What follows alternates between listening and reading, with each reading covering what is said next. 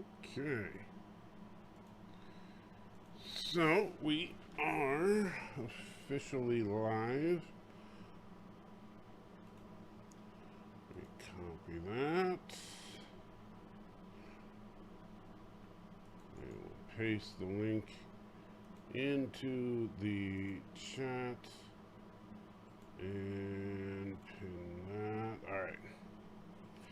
So, for those of you that do not know the kind of open line rules around here, which is nothing personal against any of you that I do not know personally, but if I do not know you personally and I see you pop up in the backstage area, I am not going to let you on after some recent events that we've had where people have decided to do things like try to flash their genitals on the live stream, and that kind of thing is just not okay.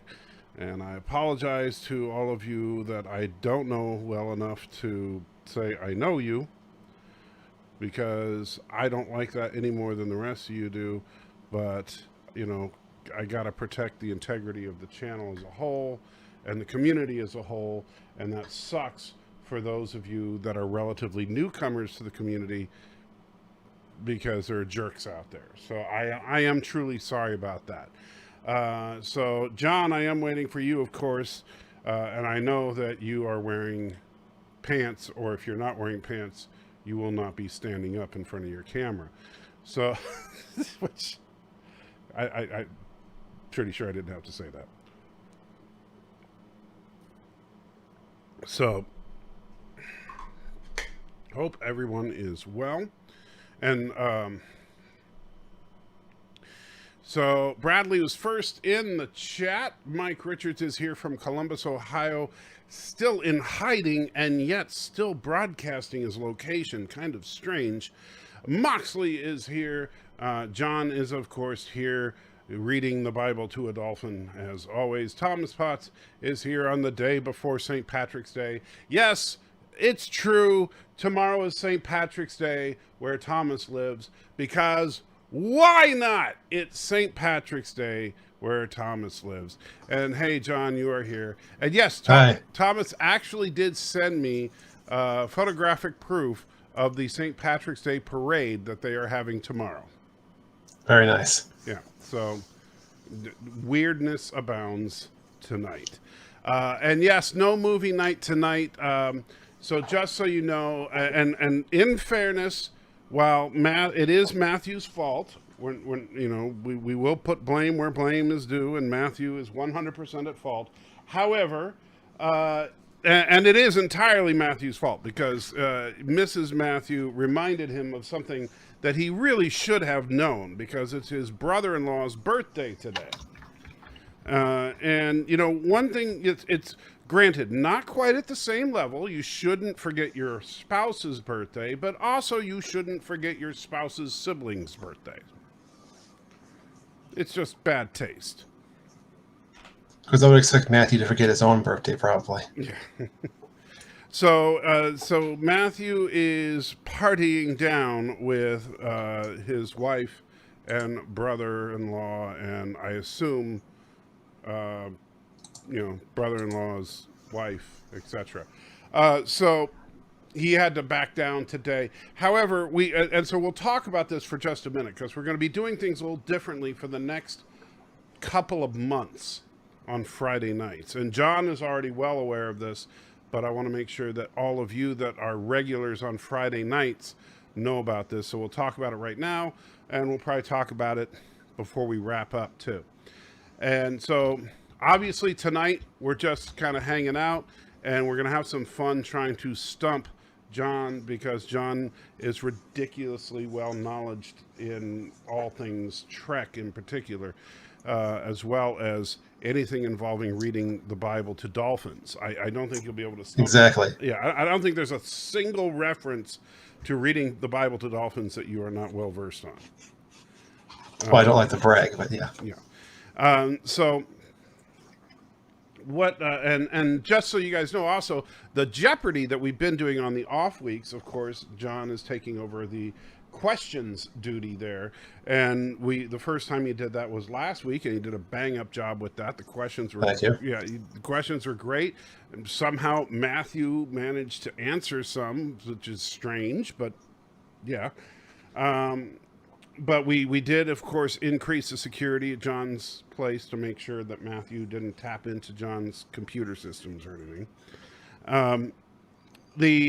But what we're going to do, so next week we are going to do a movie night, but it's going to be a little bit different than the usual movie night. We're going to do the final 2 episodes of Invincible, the animated series we've been watching before the movie, each week for the last couple of months. And then after that, we're going to watch probably one of the Batman animes or something. Like you were suggesting, which one was it that you wanted to see? Mask of the Phantasm? Yeah, that was the one. Yeah. So something like that. Just to kind of have a little superhero animation night. And I figured that, I know that the Invincible is really good, but kind of graphic. So I wanted to then do something that's also good, but not quite so graphic where people are getting ripped in half.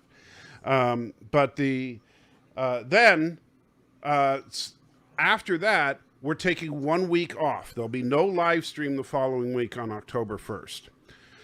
However, on the following week after that, and we're going to start for 6 consecutive weeks, we're going to be doing a kind of a back-to-back live stream where we will start out where John and I will be doing Jeopardy.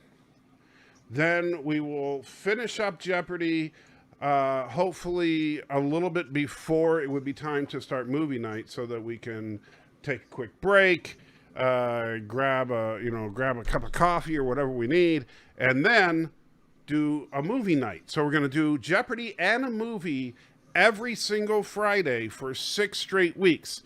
Why are we going to do this? Because we are going to watch every single Star Trek movie from 1 through 6, the original series cast movies. Although we could make an argument for 1 through 7, since Kirk and Scotty and Chekhov appear in Generations. But at least 1 through 6, we will watch those consecutively, because for some crazy reason, Matthew thinks Star Trek 5 is better than Star Trek 3 and Star Trek 4. Which I don't understand. I mean, I'm completely at a loss there. You think reading the Bible to dolphins doesn't make sense. Matthew thinks Star Trek 5 is better than Star Trek 3 or Star Trek 4. Yeah, Matthew just takes the cake. Yeah, that's just crazy. So that's going to be 6 straight weeks of Jeopardy, followed by Star Trek movie night. And I think it's going to be a lot of fun. And then after that, we'll see what we do. and George, I see you in the back room there. Don't worry, I do see you there. You're going to be on in just a moment here. Let me catch up the chat real quick. Donnie's here, says hello to me and all. Hope everyone is well. Thank you, sir. Aravic says Jolan True, my friend. Bradley says, did you hear that they're remaking Flight of the Navigator? When they learn great movies don't need remakes? It's funny. When are they going to learn that the movies you need to remake are movies that were fun but didn't quite hit the greatness they should have been? Like movies like The Last Starfighter. There's a movie you could remake. A movie that people, like, a lot of nerds remember it fondly, but it's not like remembered as, the classic, The Last Starfighter. But you could remake that movie with today, and, dude, that could be awesome. Robert says hello. Renegade says, morning, Salty and fellow nerds. Jordan says, hey, Salty. Let's see here. We have Trek Reviewer says, you should watch 09 as well because Spock is in it. Well, that would be another one that we would have to have to try to get Matthew to buy into. Um, so we'll see about that. But anyway, so without further ado, let's bring George on up. How you doing, George? Greetings. Hello. Just a few questions. Yes, sir. The movie night, will that be syncing the movie up, but you won't be showing it on screen? Correct. So what we do is on the movie night we use what's it called, John? SciTube. Yes, I too. SciTube, which is a streaming service that is independent of YouTube, but it will allow you to stream a movie as long as you own the movie and you're streaming to SciTube. And so you cannot you can't use SciTube if you don't have a way to host the movie. So and so it's one of those. It's a tricky thing because when you're dealing with copyrighted material, obviously you can't stream it to YouTube. But with what we can do is through SciTube, since we can put it on Vimeo because we have a Vimeo account that me and Matthew co-own, and on the Vimeo account we can put the movie because on Vimeo it's a paid account, and so we can upload anything we want there. And then from Vimeo, we can stream to SciTube and literally put anything we want there and invite people to join us in a private screening room. And it's just like if I had a friend come over and watch a movie at my house. Nice. Yeah. And hello, Bird. Hello, world. It's Birdo Bray 5, Kapla. You're up late. I know. You okay? Yeah, I'm okay. Have you checked this? Does Vimeo still work with SciTube? Because I heard it stopped working. Well, it worked for us last time. Oh, it did. Okay, good. Yeah. I mean, 2 weeks ago.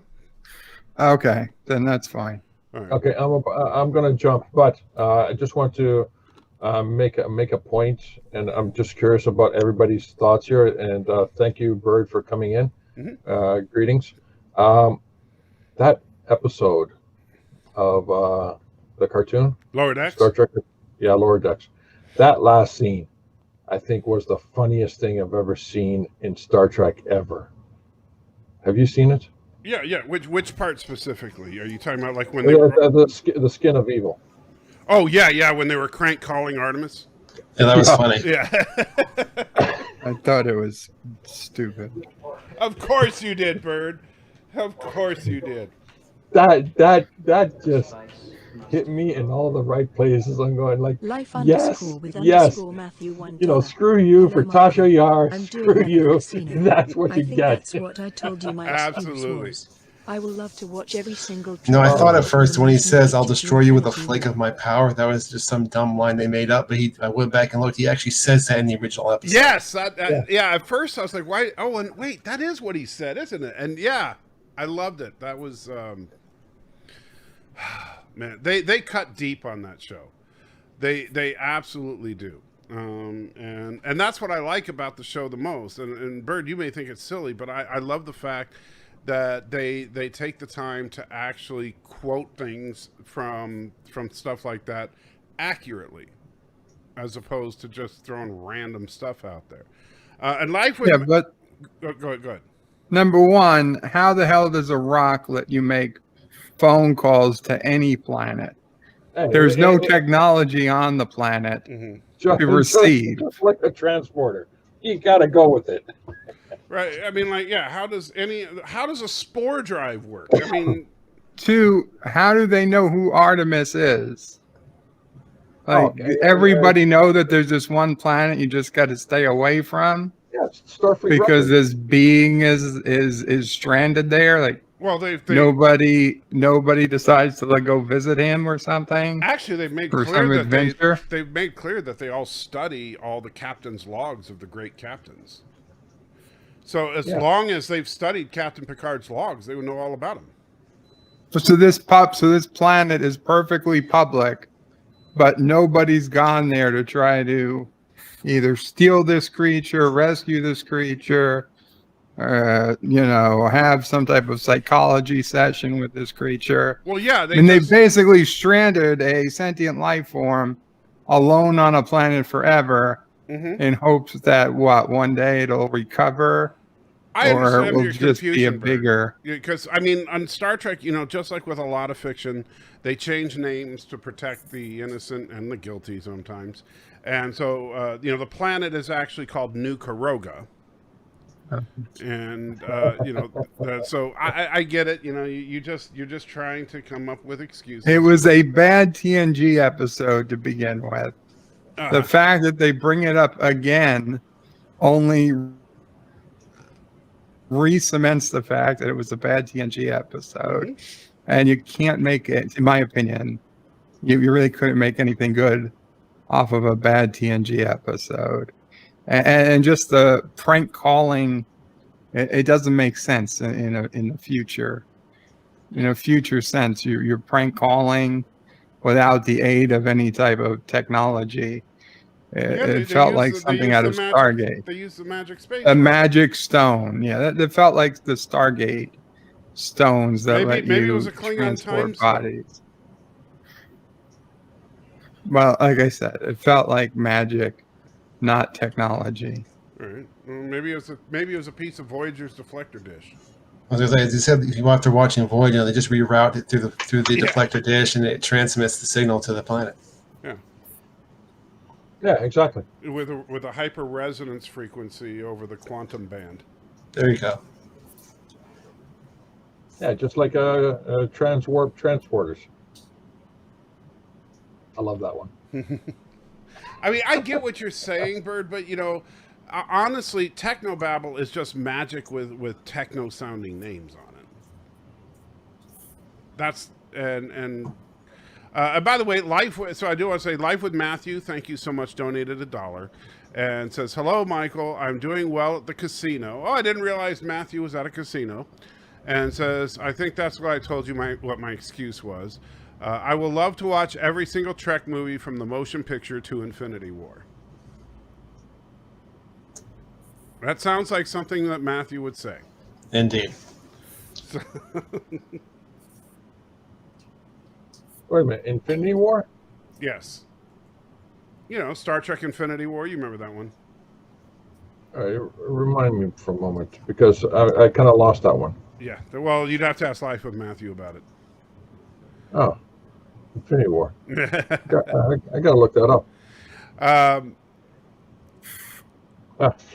No, but I don't know, Bert. I think you're taking it too seriously, and I don't understand why, because Lower Decks.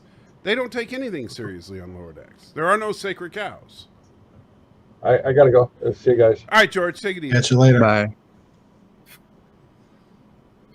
I'm not saying sacred. I just said that I thought it was stupid, that particular. I didn't particularly like the episode that much to begin with. I thought it was average at best. I thought it was the best episode so far. Well, I don't know. You're crazy. Obviously, you have no taste. But, you have a legitimate reason, for why you are making bad decisions. I don't. Oh, Bird, I love you. By the way, Robert says hopefully Hollywood will never do a remake of Enemy Mine. I don't think they would. Not enough money in that movie. Renegade says evidence to support remaking fun but bad movies. Death Race. And Trustin says, good evening. What's a good word? Richie says, have you heard Bird of Prey 5's doctor put him on a low salty Trekker diet? Is that true, Bird? I am on a low sodium diet. Oh. I did put that as the title for my stream, and I really meant no, didn't mean it to affect you at all. But of course, everybody I said low sodium diet, and everybody thought, oh, no salty Trekker for Bird. I thought it was a direct attack on you. Well, you did come on here and say that I'm... Oh, I'll directly attack you, but I'm just saying that one wasn't intentional. That was just a happy accident. And Brian asked if they've mentioned the Red Angel in Lower Decks. I don't think so. John or Bird or Jordan, do you remember the Red Angel being mentioned? No, I don't think so. I mean, No, I haven't, but I haven't seen the latest episode yet. Okay. So what about? I'm not going to go all Darren Wagner with the direct attack at the end of the Bird of Prey video. The spice must flow. Right, you're not going to go all Darren Wagner. Dreamer Thea 1. Oh, did you not Yar see was his one of my video? fav Oh, no. characters. I envy Oh, our life well. at EP. I feel no sympathy for Don't. that tar puddle. Often, Now you got me wondering about Darren's video. They load him in on elevator. Hey, folks. It was Just messing watch with it till the like last minute and then stop. Now I just want to watch the last minute. What did he do? Nothing.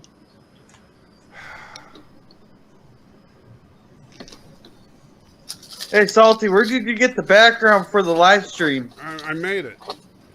Oh, you did? Yeah.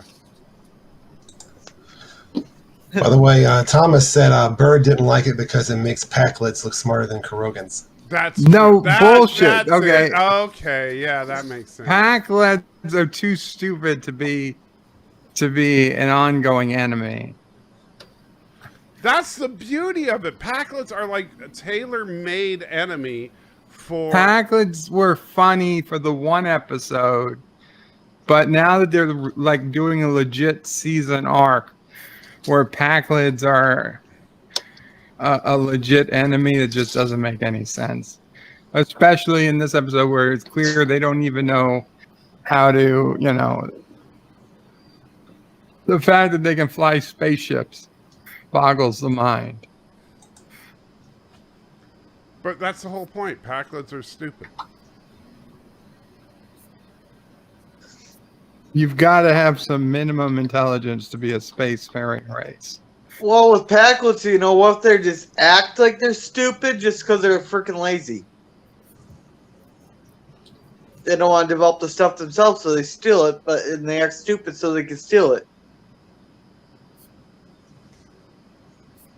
See, I don't think that. See, Packlets, I think they're very interesting because just because. Yes, the Packlets are stupid, but they're opportunistic. And so. The TNG ones were.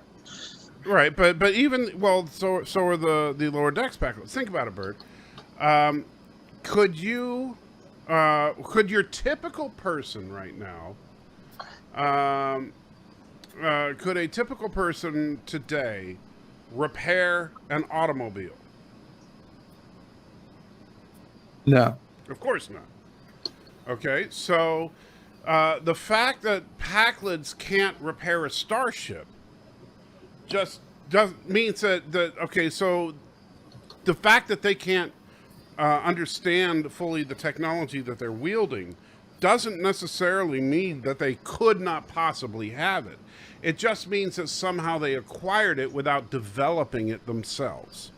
Now, what I think happened with the Packlets is that the most probable thing is that they became a spacefaring race by bumping into races like the Ferengi or something like that, where the Packlets had something that they could use and bargained or bartered for spacefaring vessels.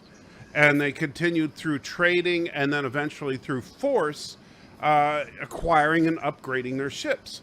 And that's why their ships are such hodgepodge mishmashes of technology. I mean, I don't see a problem with it. In fact, I think it's actually a very clever idea. Josh says, wait, did Matthew pull a Bird of Prey 5 and have some problems with his setup? No, Matthew had a problem, all right. His problem was that he forgot his brother-in-law's birthday, and so that's why he's not here today.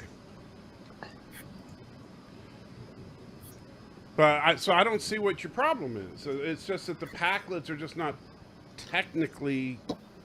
They're listen, as like the Ferengi, I could understand could be a species that, and they say it, they didn't create warp drive, they had to buy warp drive. That makes sense. The Ferengi are smart. They're just not, maybe they just don't put, a whole bunch of money to scientific research. Valor Okay, says, by the way, Packlids Packlids are intelligent too organs. stupid. I haven't seen the new season of Lower Decks, but I liked the season finale where they appeared, and I got the impression that they were pretty smart, but they're, dumbing themselves down to make it seem like they're not as smart as they are. Oh no, they are. This episode they are removes any dumb. doubt. They are What's that? definitely dumb. I'm not saying they're, but I don't think they're as dumb as what they make. Oh no, In no, this Mercer. recent it's clear. episode, it's their dumb. They are Okay, pretty stupid. I didn't see. I'm just going from the Samaritan Snare episode and the finale. Okay, well, I'm They're the only saying two that I saw. there is new canon to the Packlid intelligence, and it is Right. all and bad. So Valor says A that- guy thought he was using a bathroom and flushed himself out an airlock, for Yes. Christ's sake. Oh, okay. which well, was a great Hey, scene. that could happen to anybody, Bird. Just press the wrong button. Yeah. Next thing you know, you got a gelogia machine trying to suck your junk off. So Valor says Packlids are an intelligent version of Kurogans. Josh Street says stop putting down the Packlids. Let's see. So, and then the Trek reviewer has a question for John DeMarco. What actress has 63 appearances in TNG, 3 appearances in the movies, as well as on character, as well as on character plus? I'm not sure what it means as on character, plus 7 appearances as other characters, one of which is an appearance as an officer in Star Trek Borg. Can you repeat the question? Well, it's for John DeMarco first, but it's 63 appearances in TNG, 3 appearances in the movies, all as one character. One character, yeah. That's where it was missing one. It was missing the E there. So all as one character, plus 7 appearances as other characters, one of which was an appearance as an officer in Star Trek Borg. Well, I'm assuming it's a background character if they were in TNG 63 times. Right. But And also in 3 movies. in 3 movies too, yeah. I'm trying to think of somebody other than the main cast who was in 3 movies. Right. That's a tough one.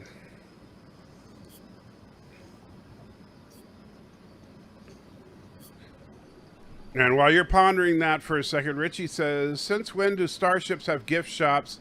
Since when do Starfleet officers have collector's plates and shampoo bottles made after them?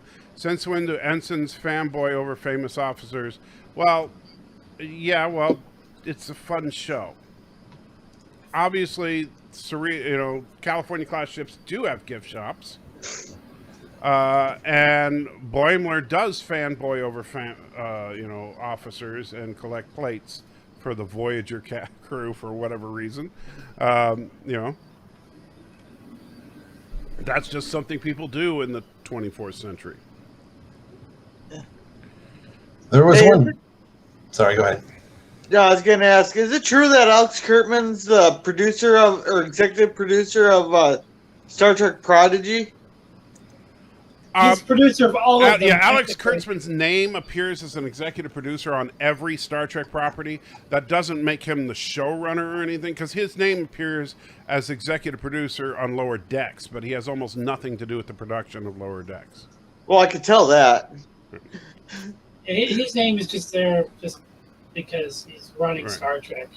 Okay. He's like the Kevin Feige of Paramount Plus. Right. Okay, so I still have hope. Yeah, the Kurtzman. The fact that Kurtzman's name on it simply means that it's a current production. I mean, it's like saying, "Hey, Gene Roddenberry's name is on it." Does that mean that Gene Roddenberry's name is on everything Star Trek? Because his name has to be on it for legal reasons. Let's see. Though, could Event Horizon do with a good remake? Ooh, Event Horizon, I don't think I would remake it. I think that how are you going to make it any creepier than it already is? Regarding the question, there was a background character in TNG Her name was Ensign J or something like that. I don't know. She was in a ton of episodes. I have no idea what the actress's name though. I don't know if I'm on the completely wrong direction or what. Good. Well, there you. Yep, you were right. So Trek Reviewer just put in the chat.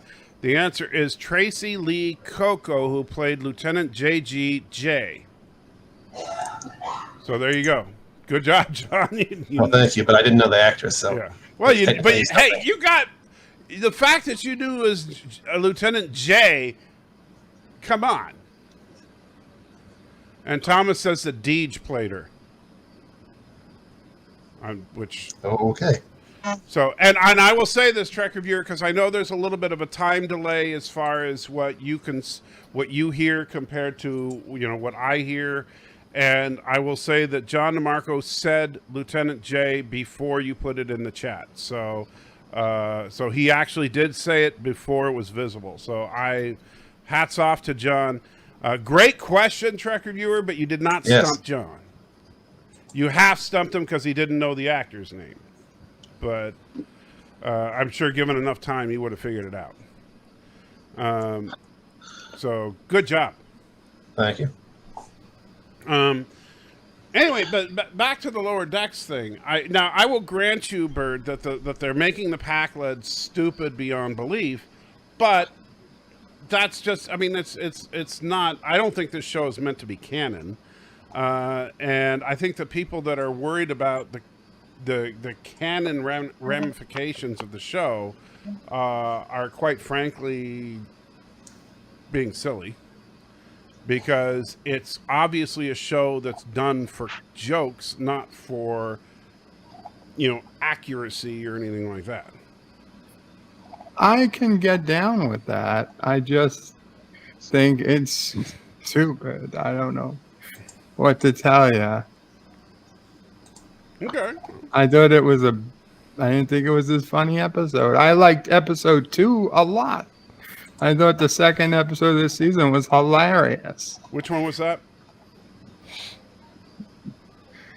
I don't know, the second episode. I think it's one where Bornberg got split in two.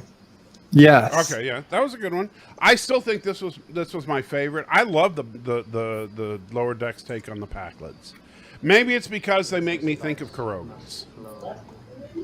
I think Maybe it's because you're not. I'm not Kurogan, so I don't take it as an insult. That might be it. That's probably the problem, since you take it personally, since you are a Kurogan, and they're directly making fun of your people. And Not a Pakled Spy donated $1. Thank you so much. Oh, and I'm so sorry. Dreamers Out There also donated $1, and I missed it. So Dreamers Out There said, Yar is one of my favorite characters. I never liked that episode. I feel no sympathy for that tar puddle. After LeVar told Frakes he wouldn't have jumped in there, they lowered him in an elevator. It was Metamucil and black printer's ink. Ew, that's what they made it out of? Gross. Ugh. And yeah, that's nasty. And so Not a Pakled Spy said, what are the codes, John? Where is the warp core? I'd like to direct you to the gift shop instead. There's some awesome stuff in there.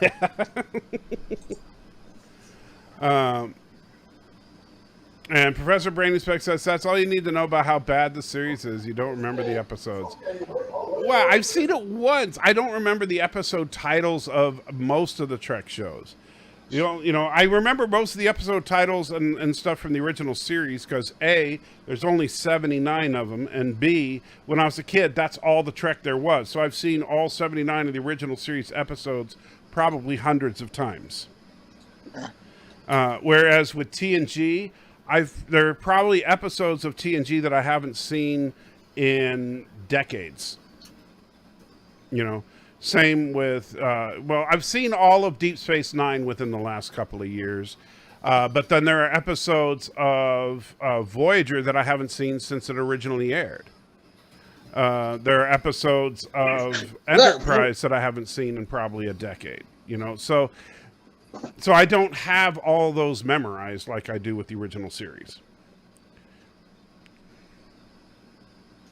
But yeah, when I was a kid, for the first, let's see, 20 years of my life, all there was 79 episodes. And starting when I was 11 years old, a movie, and then 2 movies, and then 3 movies, Okay, so Josh says, John, name 3 ships from the battle group Omega from Nemesis. I can name 1. They got the Galaxy, the Intrepid, and the Hood. Oh, wow, you didn't name the one that I was thinking of, the Archer. Oh, yeah, there you go. So, dang, there's 4. So, very good. Professor Brady Specs, I didn't say the title, and you just saw the episode just a few weeks ago. Yeah, I know, Professor, but I've also... and in fairness, like Bird even said earlier, my memory is severely impacted right now. So I do actually have severe difficulties with memory. And it's difficult for me to remember things from a couple of weeks ago. Okay. I've got a question that will stump John. Oh, Excellent. whoa, okay. Bird's been working on it this whole time, by the way. Yes. Okay. John, Yes. who is the bad guy in Star Trek II, The Wrath of Khan? Well, I think the answer is obviously Chekhov because he made a Khan wait for the bathroom. Is that your final answer? Yeah, I'm going with that. God damn it. You see? All right, John, I got a question for you. It's not to stump you, but it's actually something I've been thinking of. Yes. When they say there's 150 member planets in the Federation, is that 150 different species plus their colonies? Or is that like just 150 planets altogether? Well, I would assume it's 150 species. It's not really clear. Because, in Earth has colonies like on Mars, for example. I don't think Mars is considered like a separate member. Well, they had colonies all the way out to New Providence out in the middle of the boondocks. That's true, yes. Cinnamon says $20 says you can't list all the TOS episodes right now in 15 minutes or less. You're probably right. I have a question. Hold on just a second. If I sat down with a notepad, I guarantee you, Cinnabon, I could probably come up with at least, out of the 79, I could probably come up with 70 or so, but I'm sure I would forget a few. Yeah. But, most of that's just because my memory is really hazy right now. So I'm not going to take you up on the bet because I don't want to embarrass myself. So. Here's an easy one for John. Okay, what's your easy question, Mercer? In the episode In the Pale Moonlight from Deep Space Nine, Cisco and Garrick have many conversations throughout the episode. What specifically was being discussed when they were on the turbolift to Ops? Think about that for a minute. There was some kind of medical solution that he wanted. Is it biomimetic gel? Yes, for what reason? Genetic experiments, I believe. But why were they talking about biomimetic gel? Oh, well, okay, I'm trying to remember exactly how it went. I don't remember the exact flow of the conversation, but I remember the general reasoning. I think I know that they were trying to get an authentic data rod, and maybe this is the guy they were getting it from. He wanted a certain amount, and Yes, it just got out too much. You are correct. That was just a good warm up. Basically, the reason I asked because they had many scenes together, and I just wanted to see if you remembered what they were discussing just on that turbo lift ride, and you were good on that. So. Oh, thanks. Yeah, they're trying to get that authentic data rod from Cardassia, but then he wanted to buy the only person that could get it. He wanted the biometric gel, or the quantity was negotiable, but what the they'd trade for was not. Of What a course, good episode. there's a debate whether that guy ever existed or Garrick just wanted the biomimetic gel and already had the data rod. I think that's probably true. I mean, it was just a way for Cisco to get further into this depression of having to bend all the rules. Well, I think here's it was the test by Garrick to see if Cisco was serious. here's a good question. Do you think that Cisco knew that Garrick was going to put a bomb on the Romulan shuttle? No, I don't think. No, he I did. don't think so. Because I had a slight thing maybe Cisco knew something wasn't right, but I don't think he knew exactly what Garrick was planning. I think he was surprised based on the last Yeah, major Cisco had scene. no idea that a murder was about to happen. He was surprised that it all worked out, that he got what he wanted, which was the war between the Romulans and the Dominion. He was surprised how much sense it made. And I think that's what made the last scene in the clothing shop so good. It was such a great scene. But I do think Cisco was a Section 31 operative. That's because you just want a Section 31 show. No, I don't. But I think he was a perfect person to be recruited into Section 31. Every time Section 31 came up, he ordered Bashir to go ahead and do what Section 31 wanted. And he was in the perfect position to be a Section 31 op. Yeah, and Hey. Captain Kirk was Section 31 too, and all, and you know, whatever. Hey, Bird, No, I don't. I honestly don't think Kirk or Picard were. Hey, Bird, there's a Anyway, discussion maybe. going on in one of the Star Trek groups I'm in. Someone's thinking that Garrick was recruited by Section 31 right before in a Pale Moonlight. No, because Garrick was No, Obsidian Order. I don't think they would. They Yeah. would ever recruit anyone Section who 31 wasn't Yeah, Section Starfleet. 31 would never recruit someone from the Tal Shiar or the Obsidian Order to join them. Because that's like, you're asking for trouble. But wasn't Garrick kicked out of the Obsidian Order? It doesn't matter. They're not going to go. It's like the CIA. You know, the CIA will have double agents, but they're not going to. Even double agents. You're going to trust they don't- someone from the KGB? You're not. Yeah, you're not going to trust somebody who defects. You Well, might the- use them, but you're not going to make them an agent. Well, the CIA has the big five there: Canada, Australia, Britain, and us, and some other intelligence agency that they all cooperate together. Right, but first of all, Canada's not even really a country. And second of all, Australia, they're just drunk.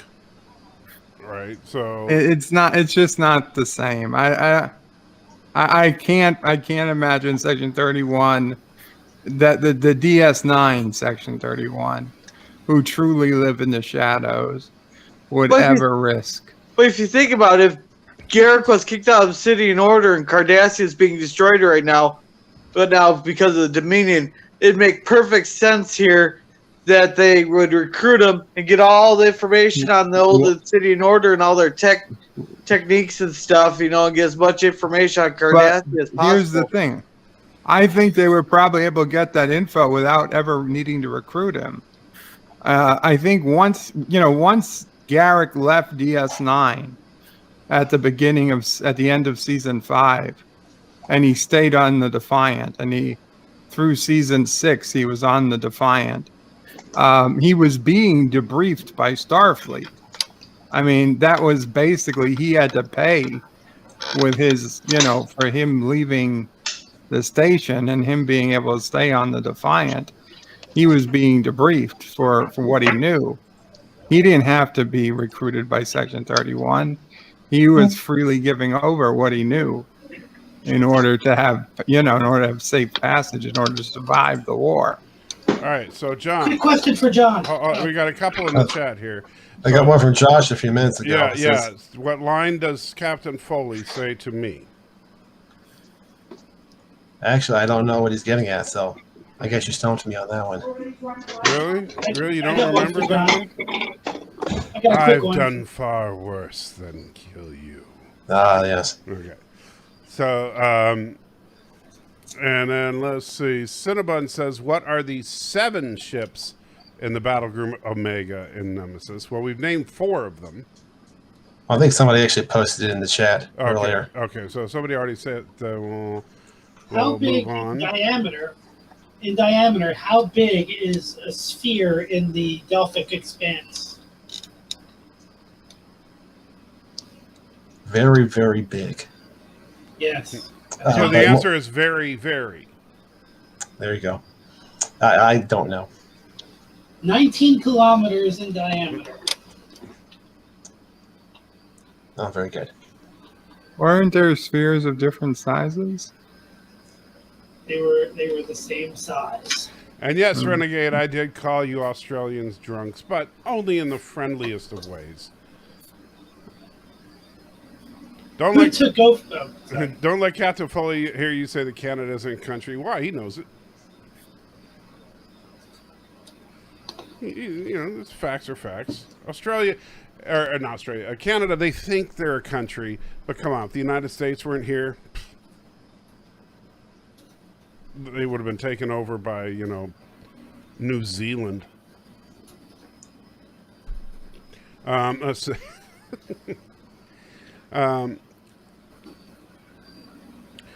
So Valor thinks that Cisco knew what the Spoonhead was doing. He just pretended he didn't know. Cisco is a psycho, after all. He could live with the murders he helped with bombing civilian worlds. Well,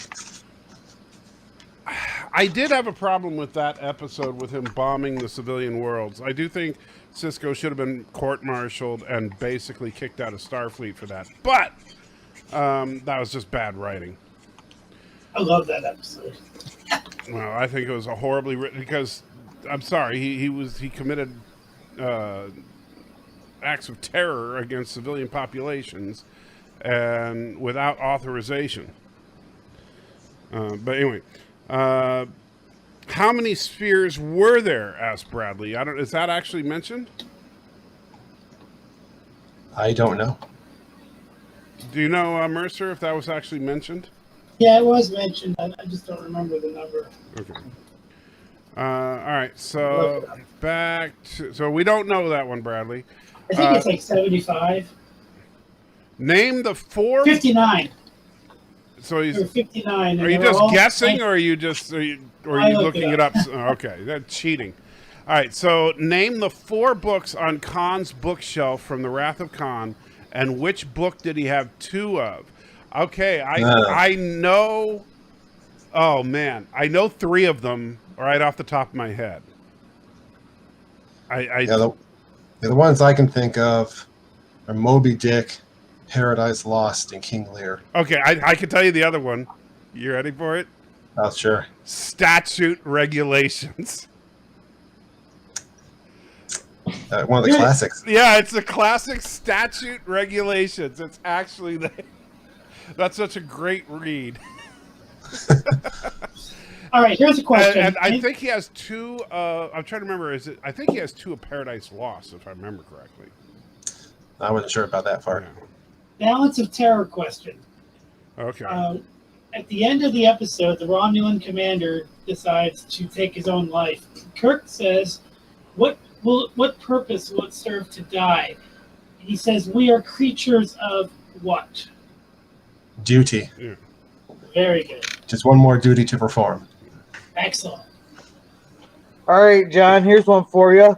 Okay. What's the only line anybody ever remembers from Take Me Out to the Hall Suite? What's the only line? Yeah. That's a fancy, Dan. Sorry, I had to. Sorry. Oh, I guess that's it. No, that's not it. Well, the only I'm not- one I ever see from that episode is Death to the Opposition from Worf. Well, that's a good one, too. Thomas asks, the head of the Tal Shiar who worked with Starfleet Intelligence and Section 31. It was the one from Picard that's Commodore O. Well, Commodore O Nope, was nope. infiltrating Starfleet. No, it wasn't her. Oh, yeah, that wasn't Section 31, though. Yeah, she was Tal Shiar. Or Zot Vash Kloplok. Sorry. Oh wait, I know what he's talking about now. It's from DS9. His name was Koval, I think. But there's also a difference between them working together and actually recruiting each other. No, he was an asset of Section 31. He wasn't a member. Right. Bird, I like your avatar, by the way. And Richie says Bird is ignoring you. Of course he's ignoring you. He's Kurogan. Damn it. I'm sorry. I'm not in the chat. He make YouTube go.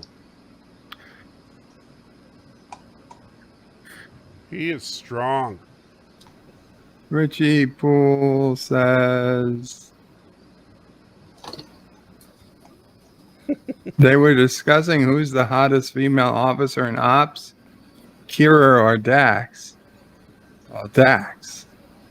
The question is always That's that. me.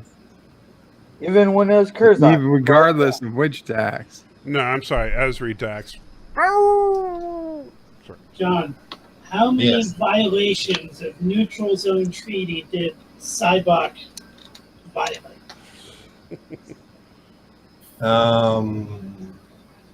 12.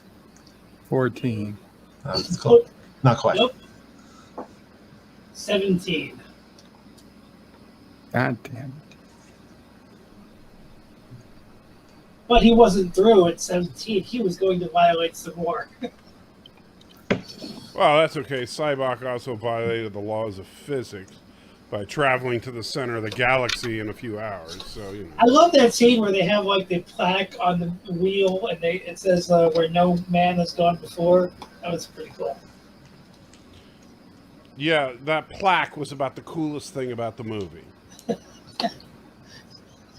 I'll give you that. Oh, That you plaque saw, I'm was sorry. That was the coolest Yeah, thing. Yosemite wasn't cool. El Capitan. No, it was not. Not cool. One of because, the most beautiful views on Earth. because when they got close and you could tell that William Shatner was on a soundstage with a cheap plastiform version of El Capitan, that was not And cool. those rocket boots weren't cool. No, they Tell were me you not. didn't They want looked those so, rocket boots. Those rocket boots look so ridiculously fake that I mean, I hated that scene with a passion.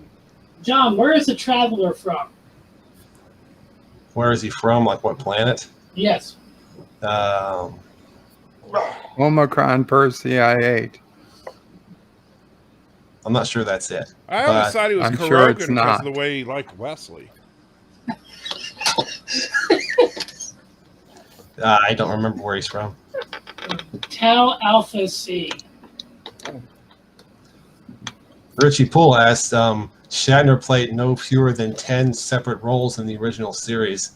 He wants me to name at least 6 of them. What? I was scratching my head about that, unless you're talking about like when he plays He evil played Kirk the, as a separate role. He played the mobster. He played the World War II bad guy. He played the fighter in the Colosseum What are you talking in about? Rome. He played Uhura's boyfriend. He played Uhura's boyfriend? Really? He kissed Uhura. That's not playing a different part. Yeah, he was still Kirk in all of those. Hey, He John. played evil Kirk. Well, yes. He played Kirok And he when he lost played his memory. Mira Kirk. He did play his brother, or at least the Yes, he did play his- corpse of his brother. Yes. In the motion picture, what is the last spoken line? That away. Yes. Very good. I'm impressed. I haven't seen that movie in probably 20 years. Well, you're going to see it in about 3 weeks. Why 3 weeks? Why not next week? Because next week Did you listen? Nobody ever listens. I explained I like forgot. 18 times what we're doing. Yeah, no, you got to go over it again. I'm sorry. I don't remember next week or the week after. 1 week from today, we are watching the last 2 episodes of Invincible as well as Mask of the Phantasm. Then Okay. 2 weeks from today, there's no live stream because I'm doing the event with our church. Then Right. 3 weeks from today, we This begin. fake event in Shelbyville. Yes, it's a real event, and it's in Shelbyville. Right. Look it up, dude. Yeah, Shelbyville, Tennessee. I'll look that right up. Go ahead, look it up right now. It's a real place. Why do you not believe there's a Shelbyville, Tennessee? Why is that so amazing to you? I bet you're at 123 Fake Street. What TV show? What TV show? Anyway, and then 3 weeks, we start the Star Trek-a-thon. Thomas, why are you so angry? Thomas is always angry, but he never says why. Oh, Richie's listing off the different roles now. Like, split the evil Kirk and the good Kirk and the, android Kirk. Just forget about that one. For Oh, a yeah, minute. there's Mirror Andrew Kirk. Kirk, I'm yeah. sick of your half-breed interference, you understand? And the lady at the end. That's true. Janice Lester. Yeah. But does Android Kirk really count as a different character? Well, Yeah, it he's was a not. good- He wasn't Captain Kirk. And there was actually a couple of Android Kirks, wasn't there?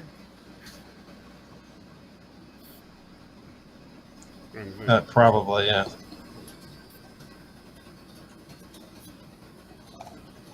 And scrolling back a little bit, there was another question from Trek Reviewer.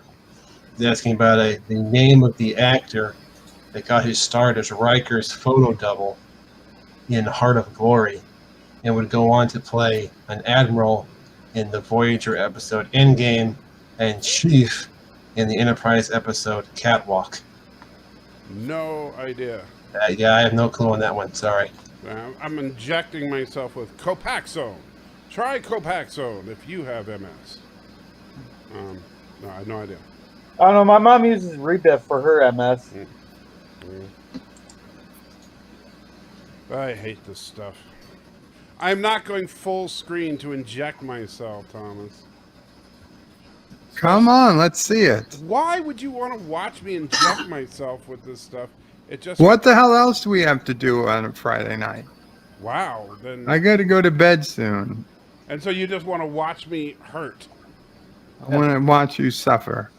Oh, remember on like a week or so ago, we were talking about Star Trek V and why everybody was hanging out in Yosemite? And you said that wouldn't happen. I came up with a theory why they're all at Yosemite. Yeah, bad writing. Well, we know Spock didn't get along with his family at all. He didn't like his dad or mom. He never met with his brother, so we assume he didn't like his brother. We never hear anything about McCoy's family, so we assume McCoy didn't have a family. And Kirk never let. Well, we know McCoy straight up killed his own dad. Oh, well, there you go. And then Kirk, he never, probably wasn't his weekend to be with his son. So they all said they were like family, so they decided to go to Yosemite together.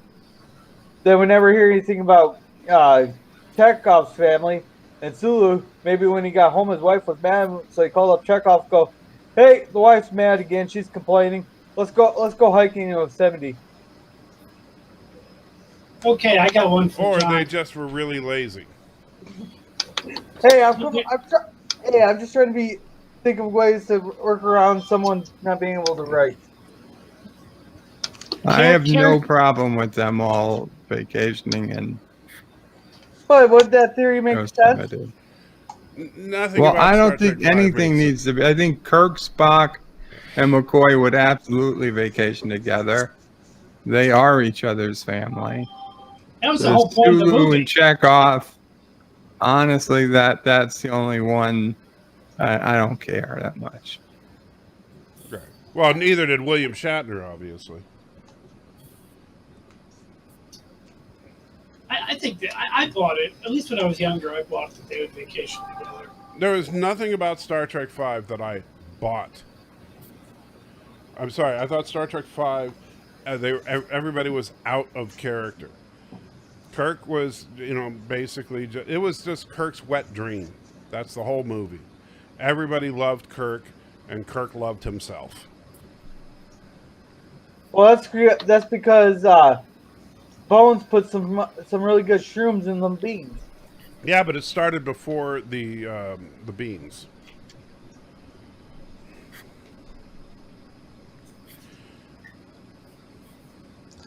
I see that Cinnabon has a question for me. He says, what? I'm going to get going before you Okay. do that. But take care. Bird. Have a good night, everybody. And Night, yeah, Bird. Bird. hail Kuroga Pakled. Hal Karoga. Pakled. Hail on Corona. Planet Pakled. Or Pakled Planet. That's what it was, right? Yeah, I think so. Pakled Planet. Cinnabon said, what was the shield frequency of the Enterprise D in Generations displayed on the engineering panel? Oh, I know. See, those kind of questions are unfair questions to me. So I'll just throw out a number. It's probably wrong. 357.4. Nope. It's 217. Oh, there you go. I didn't know that. Do you know actors, John?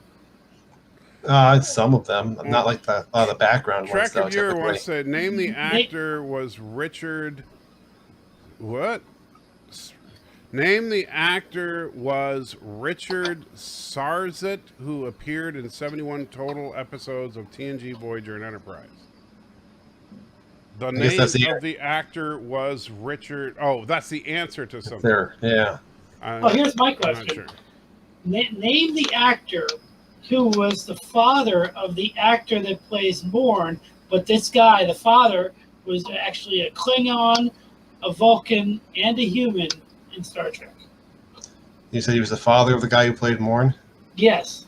And he was a human, a Klingon, and a Vulcan. Huh. And he was in Transformers, the first movie.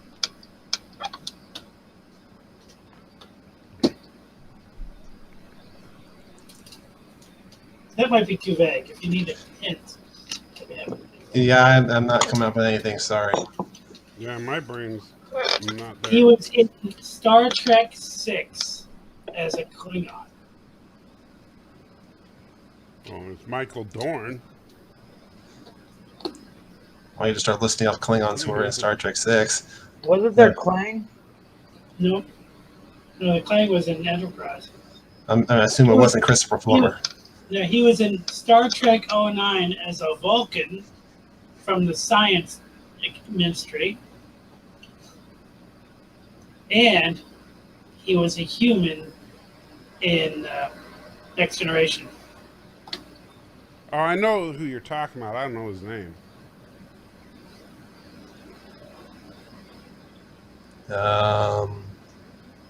Sorry, I don't know. Okay, it's William Morgan Shepard, who played the Graves from Next Generation, who possessed Data, or took over Data. He played the Vulcan head of the Science Academy that rejected Was it Spock. your instinctive need to rebel? That guy. Yeah, and he was also the my favorite role that he did was the warden of Rurapenthe, who he just ate that up. I love. There he is gets no on the electronic soapbox. frontier. Yeah, he stood up on that box and just delivered that speech with just a fantastic amount of guts up. But I didn't know until just now that he was the father of the guy that plays Morn. By the way, Cinnabon says the frequency was 257.4, so I was off by 1 digit apparently. No, you said 300 something. I thought it was 217. I have no idea. That's what he said anyway. What were they going to call the Enterprise before they called it the Enterprise? The Yorktown. Yes! Yes! Somebody knew that!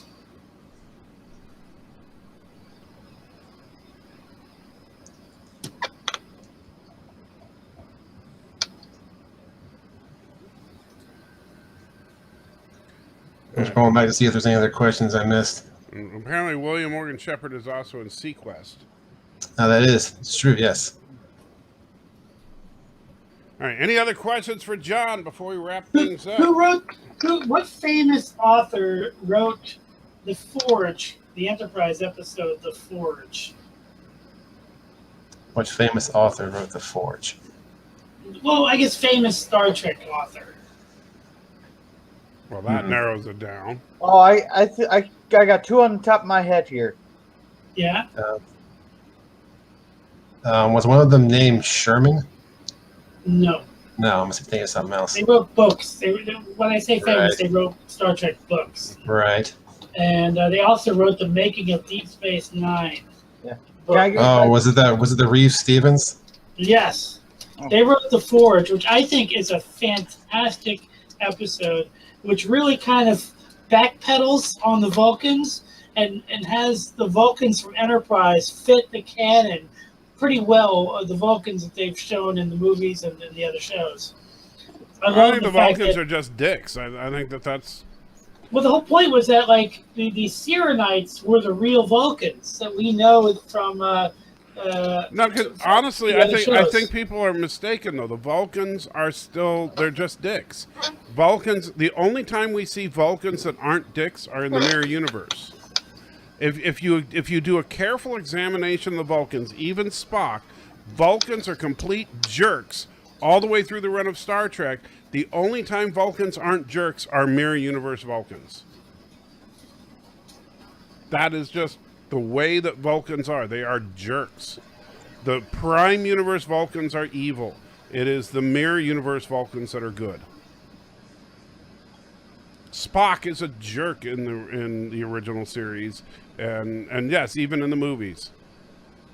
Oh, Spock, you haven't changed a bit. Nor have you, Doctor, as your continued predilection towards irrelevancy. That, he's just a jerk. Yeah. Hey, what's the name of the ritual that they used to restore Spock in Star Trek? Faltor Pan. And Indy Tiger says, who played Flint in Requiem for Methuselah? I have no idea. And what was Raina's last name? Requiem for the Martians. Who knows what the remember Requiem for the Martians? Okay. And what was Raina's last name in the same episode? Again, no idea on that one. Do you know? I don't know who played Flint. I think Raina's last name was Capek. And then Robert says, how many planets made up the Commonwealth in Roddenberry's Andromeda? I do not care. I've never seen Andromeda. Richie says, the woman who played Starfleet Admiral in Redemption died recently. That sucks. But then again, old people do die, which is, that's how it works. Gene Roddenberry wrote every episode, even when he was dead. Who was the uncle? Malcolm McDowell was whose uncle? A famous Star Trek actor. Shoot, I know, but I don't remember. I remember reading that somewhere, but I don't remember who it was. Alexander Siddig. That's right. Yeah. Bashir. Valor says Kirk is definitely high. After all, space pot wasn't illegal, so it was space weed dream. Oh, in Star Trek V, that's possible, but as I'm still thinking that Star Trek V just was badly written. Richie says the Vulcans are not jerks. They are awesome. No, they are absolutely jerks.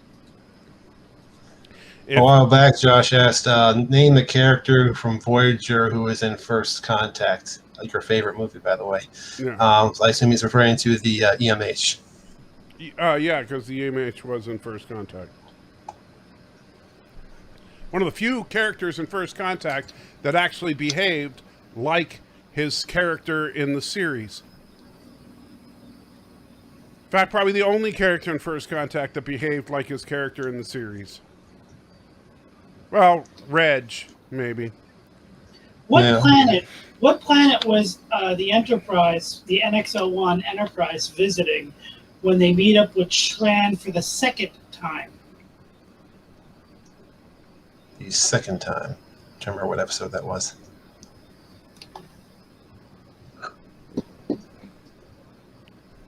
Was that the episode when the Vulcans and the Andorians are both claiming the same planet? It is not. No, it's not that one. I'm trying to remember. I was thinking that was the one with the temple, but I don't know. No, that was the first one. That was the first one, yeah. Now, I'll give you a hint. This planet is important in Star Trek as a whole. Was it Corridan? It is. Wait, how is It was coordinated? from the episode called Shadows of Pajem, where they were on Corridon to meet the Corridans, just to hang out with them. And that's where they found out that there was people living in the shanty towns that were going against the government. And the Vulcans were a part of this struggle. Remember that? All that crap? Yeah, I think so. At least vaguely. I think Shran is an amazing character, but I also love his, his first officer guy. I can't think of his name. And Quack says, my beard is majestic. You should see John's beard. My beard is but a pale shadow of John's beard.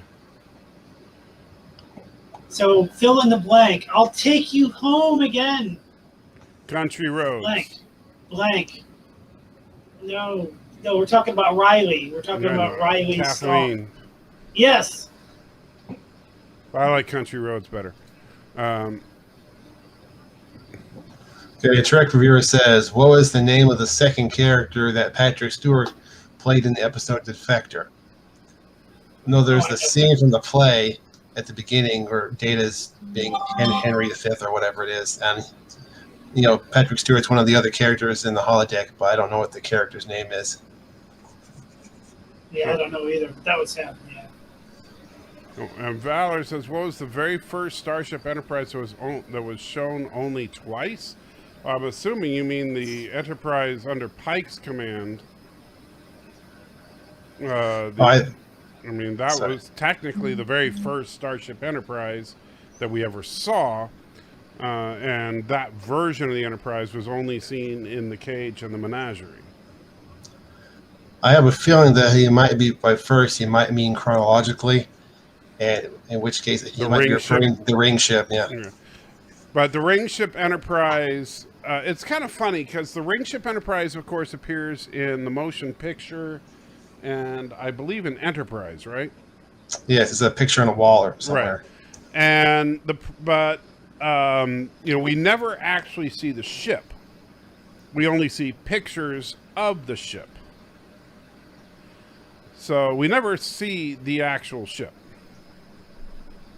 which is too bad. The ring ship is an interesting idea. What Voyager episode did I listen to last night while I was working? Oh, Thomas, that's easy. It was the Emmy award-winning Threshold, for which I have the action figure.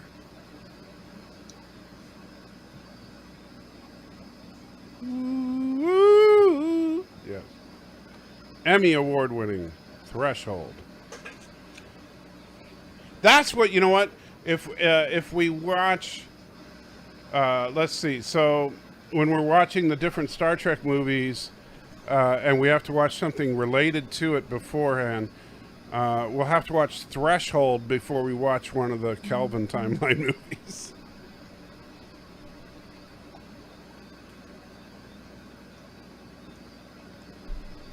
Indy Tiger says James Daly played Flint, and Kopek was Reina's last name, which means enforced worker in an Eastern European language.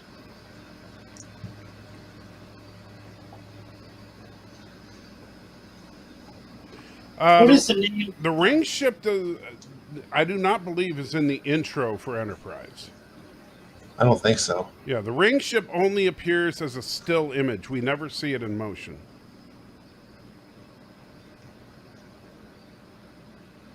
Which is too bad, because, I mean, it's a very unique ship. I have the Eagle Moss of it upstairs. It's such a unique ship, and we never really get to see what it would be like in action. But, c'est la vie. And so people still guessing what episode of Voyager Thomas was watching. There's Threshold. This is his favorite episode, Threshold. I'm still thinking that's Threshold. He's just not going to answer. He won't admit it. He said hint invaders from the fifth dimension, so I'm going to guess Bride of Chaotica. No, Here's a question for you. In the pilot of Enterprise, Captain Archer gets shot. How does Dr. Phlox heal the gunshot wound? In what now? In the pilot of Enterprise, Broken Bow, Mhm. there's a big gunfight, and Archer gets shot in the leg. How does Dr. Phlox heal the gunshot? Oh, he puts like a slug on him or a leech or something. You got to be more specific. Well, sorry. I mean, I watched that episode like a year ago. Oh, here's Osmotic eel. well, here's one for you, John. What episode do I think is worse than Threshold? Worse than Threshold? Yeah. Anything from Discovery. Okay, I will excluding fight Discovery. you on that, John. Excluding Discovery. Code of honor. Well, yeah, that was pretty bad. Yeah. That's not the one I was thinking, but Which- that's a good one there, Mercer. Which one are you saying, Jordan, is worse than Threshold? Code of Al honor. Moraine, count to 3. Al Moraine. You know, Oh. no, you know what? Here's the funny thing. Alamarine, a lot of people think that is, or Move Along Home is actually the name of the episode. A lot of people think that is a horrible episode. I like it. It really is not a bad episode. It's just known for that stupid and annoying song. And it's like it's that one shot of Cisco and Bashir and Kira singing that stupid song, and everybody says, "Oh, it's the worst thing ever." Yeah. But it's actually the interesting thing about that's the episode that really establishes what Quark really is. That Quark is an opportunist who wants profit, but he's not willing to go to any length for profit. That he will not cross a certain line. He's not willing to just callously let people die in the name of profit. However, a lot of Ferengi would. And so it does show Quark's moral limits, which is something that I really like about that episode, and something that a lot of people don't think about. They think that there's this horrible, horrible episode, but actually, I think it's a good character piece for Quark.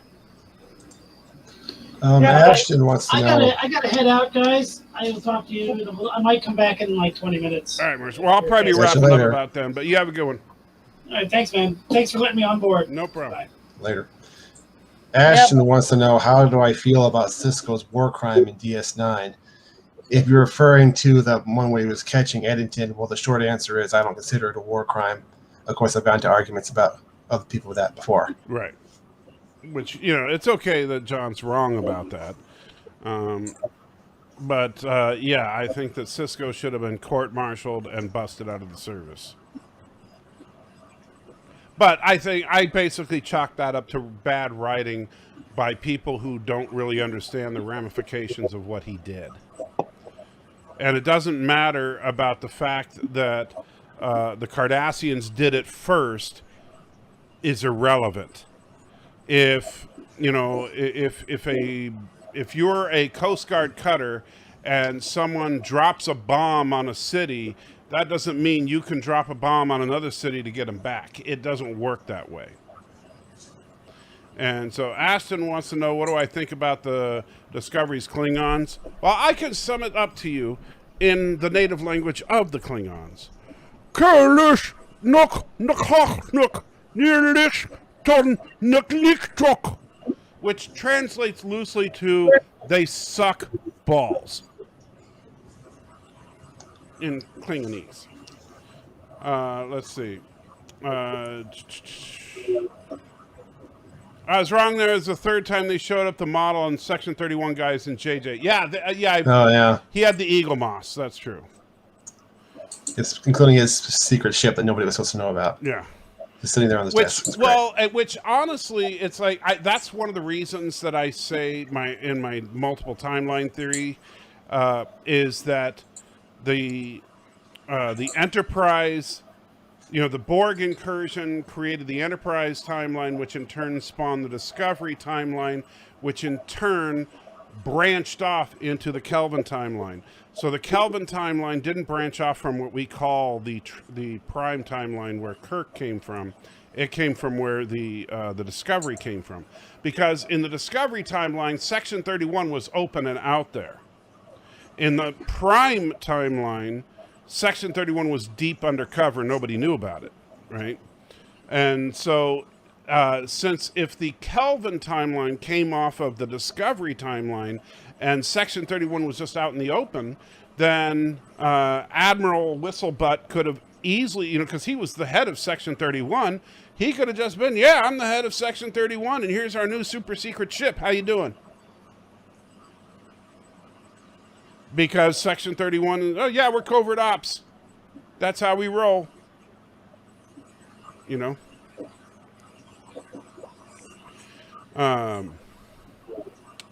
And Thomas, of course, doesn't believe in the triple timeline, but that's because Thomas is wrong. And Richie said, I had no idea you spoke such fluid Discovery Klingon. Yes, I do. Which it's an unfortunate gift. Emphasis on discovery. Quack says, have you ever seen TNG episode Code of Honor? I've heard a lot of people calling it racist. What's your opinion? Well, it is Life with Matthew's favorite episode.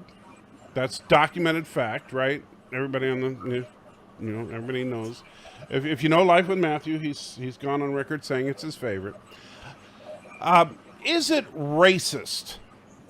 Well, the idea of what racist means is the belief that one group is inherently superior or inferior to another based on racial background.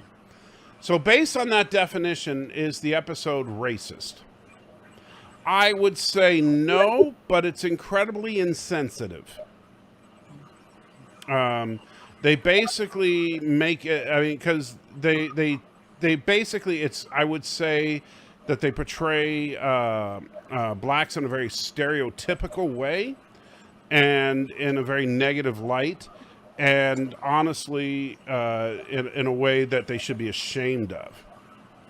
Like the whole, you can make people without souls? It was like, what? Who wrote this crap? And so it was very poorly done. But I wouldn't go so far as to call it racist, just incredibly insensitive and a badly done episode. And honestly, yeah, it's the worst of, the TNG season 1 was really garbage, but it was probably the bottom of the barrel. Indy Tiger asks, in the first few seasons, what name was used for Alexander Siddig? I don't know. Alex Sadig. It'd be Siddig El Fadil. Really? Yes, yeah, that's how you show his credit in the first couple of seasons of DS9. Why was that? I don't know, maybe that was his original name and then he anglicized it later. Yeah, I have no idea. And yeah, the Renegade says, hi, we're Section 31, top secret organization. We're having jackets made. Exactly. Name 10 of the 62 episodes of Star Trek Ronald D. Moore wrote without looking them up. Ooh. Oh, boy. That would be tough for me. I don't know that I could do that, but I will tell you that Ronald D. Moore is one of the best writers that graced Trek. So I don't think I could do it. I know he wrote a lot of DS9. Yeah, I don't know if I could come up with 10. I think he wrote Rocks and Shoals, for example. Mm-hmm.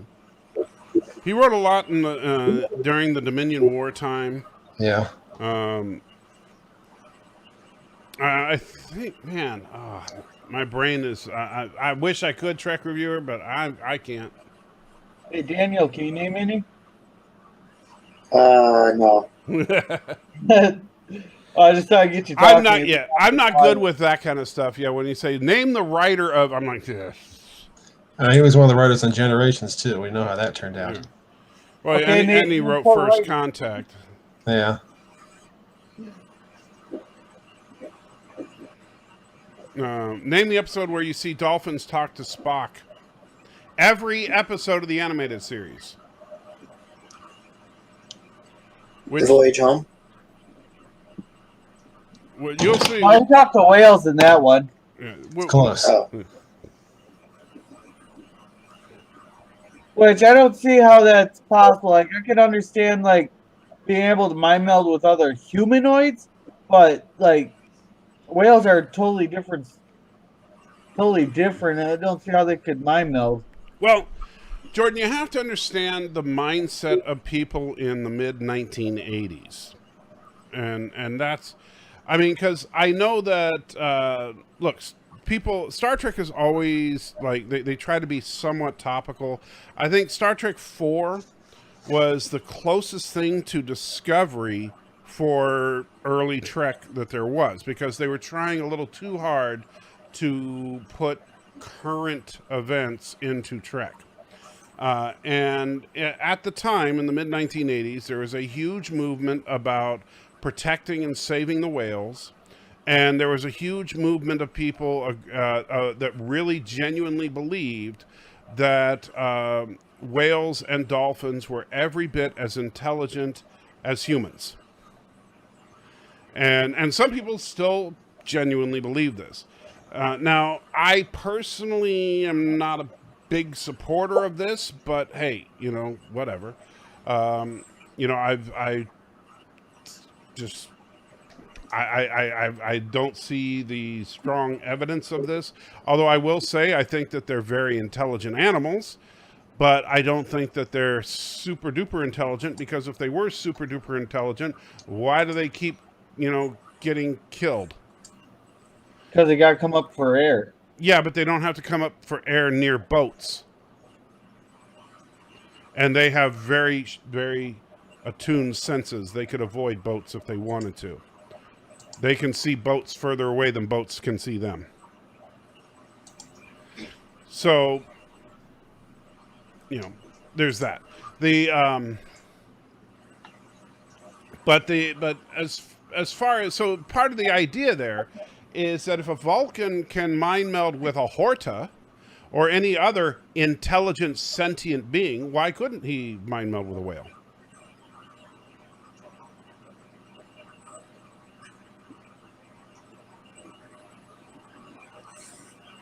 And no, Richie, I'm not saying whales aren't intelligent. I'm saying they're not human. Remember when Matthew said they didn't have current events in Trek episodes? Remember Gary 7? Well, the funny thing is, though, is that when Trek tries to put current events, and I mean current events in Trek, it fails. Gary 7 is another example of that. That's why Assignment Earth is not a fan favorite episode. It's very dated. You know, Star Trek 4, for whatever reason, is beloved, but I think it's because of the humor. And the fact that it's a time travel story makes it so that even though it's dated, the dating of it is appropriate, because they time travel specifically to the mid-1980s. So the fact that everything appears to be like the mid-1980s is appropriate for that movie, because that's where they time travel to.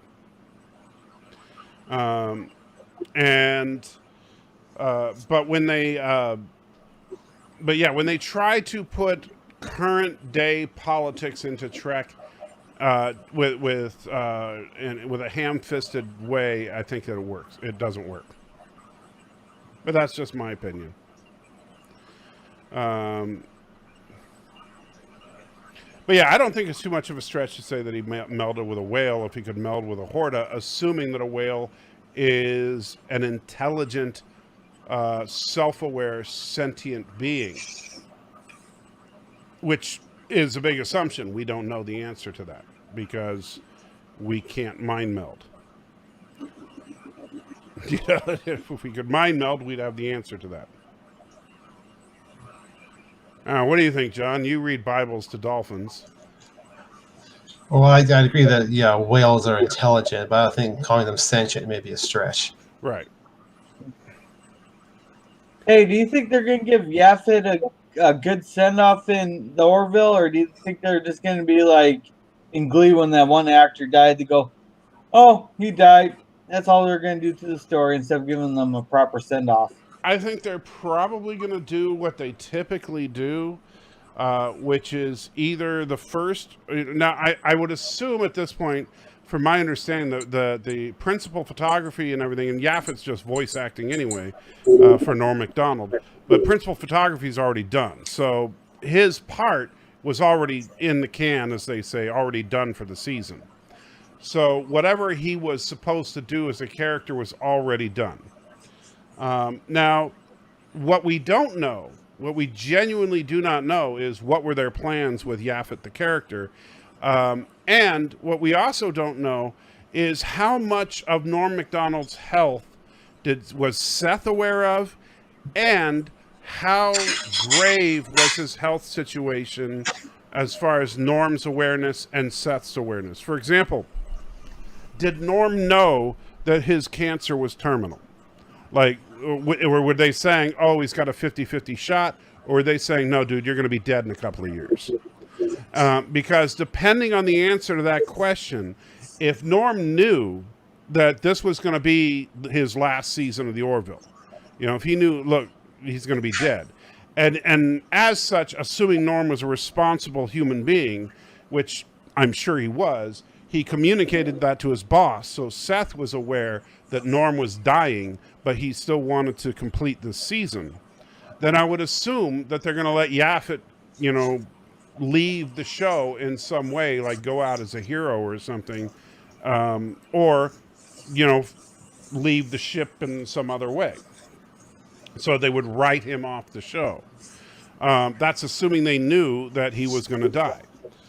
If they didn't know he was going to die, they may end the season with Yaphet still being a member of the crew, and then just have to write in an excuse for season 4 as to why he's not there anymore.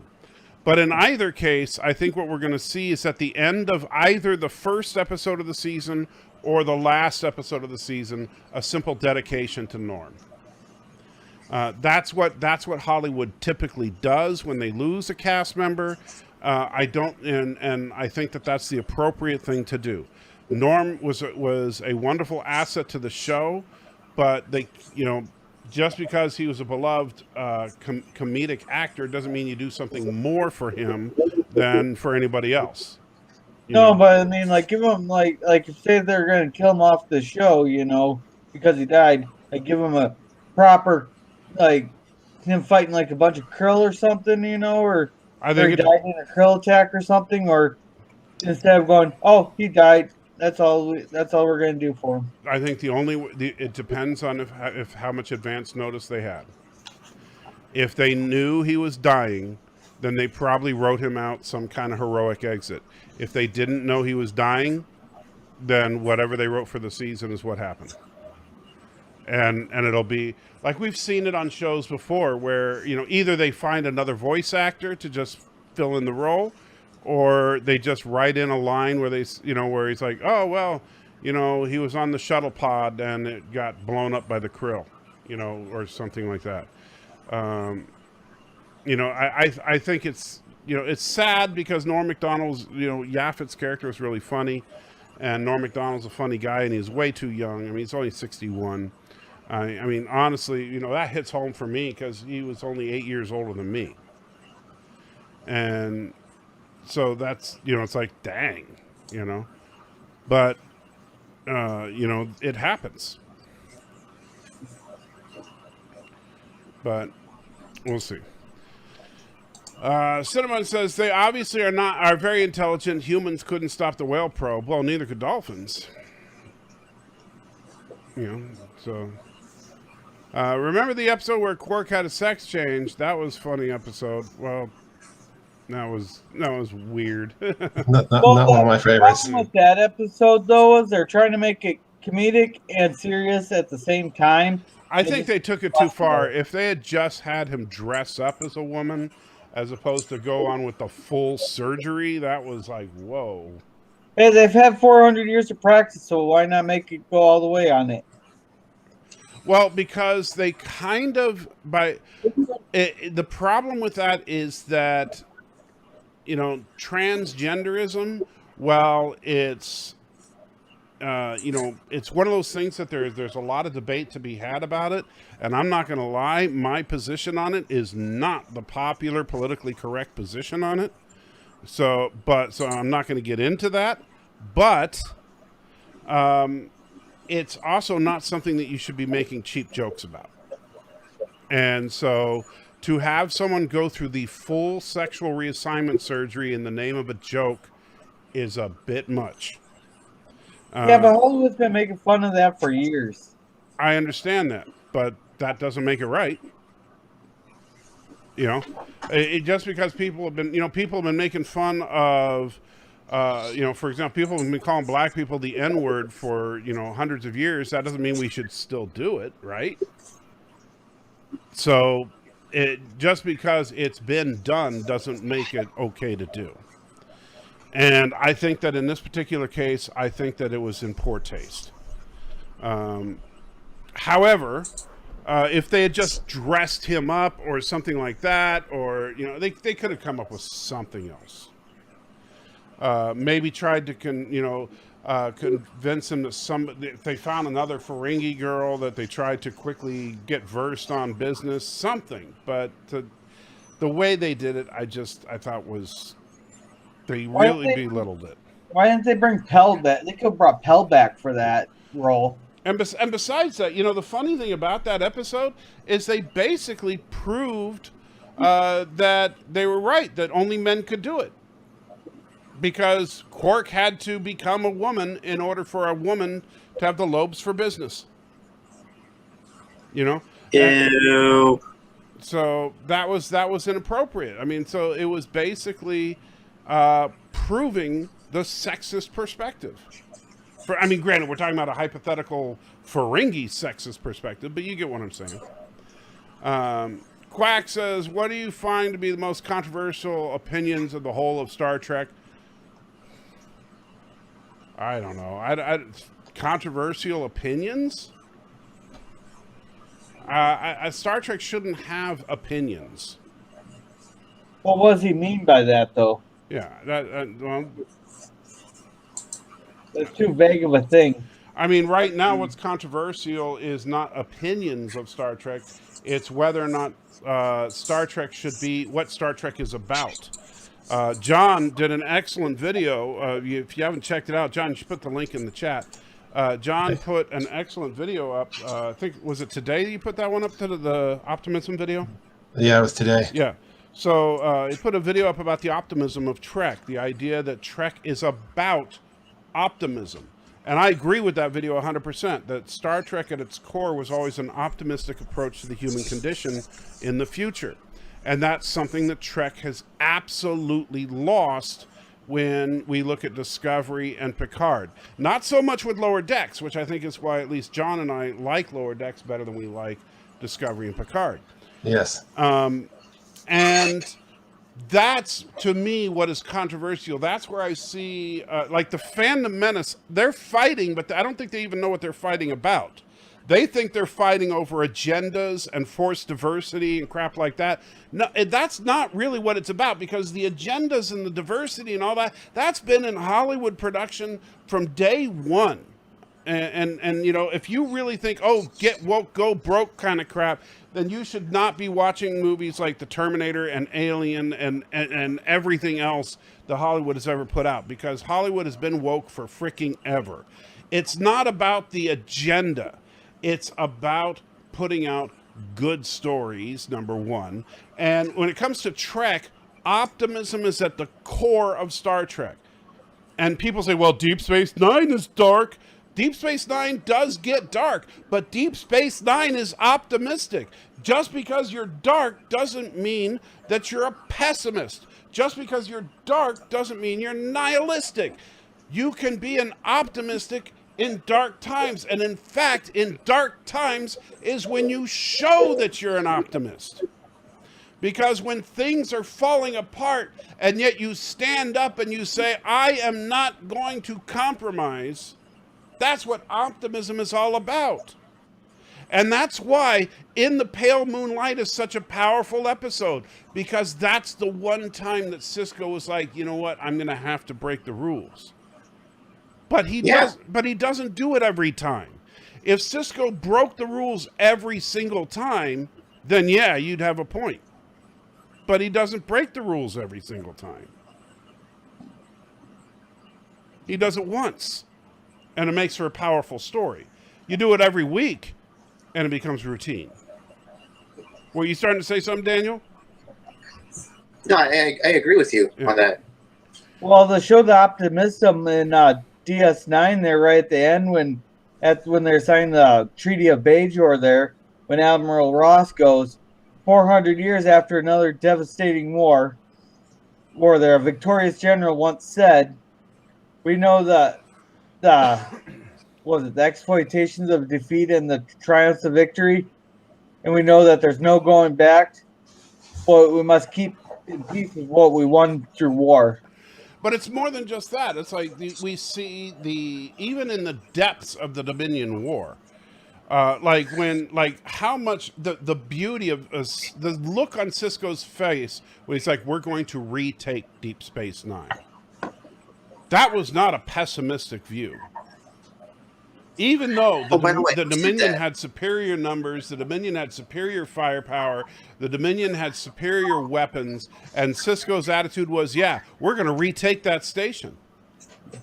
And then they're saying, well, you're going to leave Earth open to attack. Oh, they're not going to attack Earth.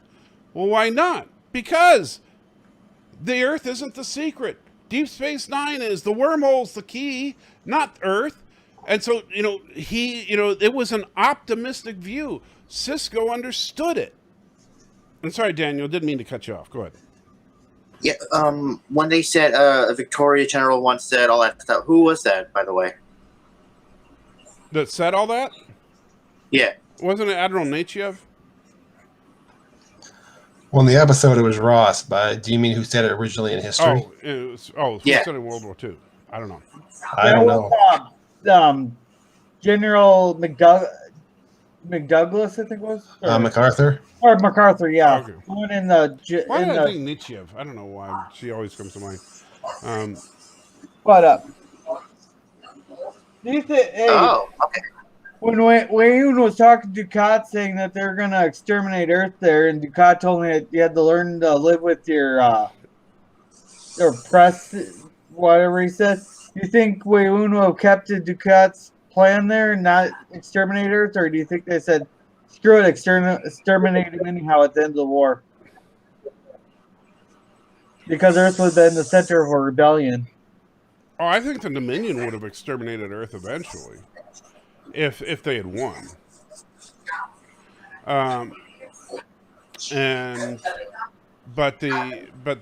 That's neither here nor there, because obviously they lost. And Cedric, thank you so much, throws a couple of bucks in. It's a fake. And says, it's a fake. Yeah, and what made that episode powerful was not... yes, it was a dark moment. It was Cisco hitting rock bottom. But if your hero doesn't hit rock bottom, then that's fine. But when a hero hits rock bottom, then they move up, and Cisco moved up from there. That's what people don't see, is that Cisco didn't stay down there.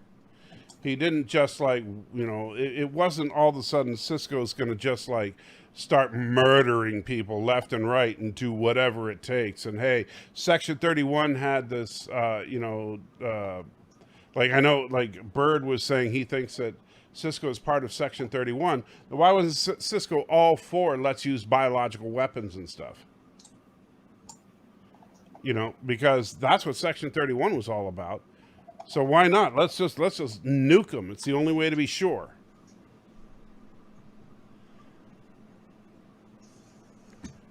And Thomas, of course, mentions that the Orville was canceled, according to Bird, so there won't be anything. Yeah. That's true. Remember the episode where I already read that? Let's see. The Orville was canceled? Bird said that anyway. Yeah, Bird said that years ago. And Track of Your House said they might dedicate an episode to it. Yeah, I think they either dedicate the first episode of the season or the last episode. More than likely, the first episode of the season. They're going to dedicate to him. Thomas says, from what I heard, only his close family knew. That may be, but I would be surprised if Seth did not know. Because if you have cancer, if you're an actor on a series and you are literally dying, I would find it very difficult. Like, I would doubt that Kevin Feige didn't know about Chadwick Boseman, right? I'm sure that he knew it was a possibility he was going to lose Black Panther. Valor says, what aquatic mammal had a place on the Galaxy class according to the technical manual? Well, we all the know. dolphins, of course. Yeah, well, the Matthews. Well, yeah, that too.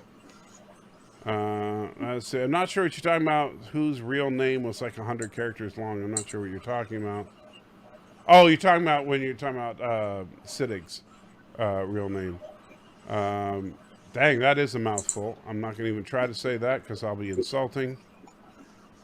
I just looked it up. The Orville has not yet been confirmed for season 4 yet.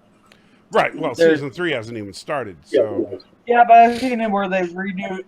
Like some of the shows I've watched, they renew them 2-3 seasons at a time. Right, but Hulu's probably waiting to see how season 3 does. The spice Oh. must flow. And Joe Biden, Joe thank you so _Biden much, puts $1. $1 in. I have some questions for Jack. And Who is the best president of the Klingon Federation of Planets? I really need advice. all right, so Also, hello, Matthew. Joe I'm Biden really has some enjoying the questions movie. for Hail Jack. China Karoga number 22. Are you ready, Jack? Ready as I'll ever be. All right. Who is the best president of the Klingon Federation of Planets? Nog. Okay, and he really needs some advice. Also, hello, Matthew. I'm really enjoying the movie. Hail China, Karoga number 22. Insightful as always. Yes. Let's see. Norm knew for years. He was quoted as saying so. Well, I don't know what he said to whom, and so I don't know how much Seth knew and all that, and so we'll see what they do in the season. I'm not going to speculate. I hope that they knew so that they can write him out gracefully. I'd hate to have it be one of those,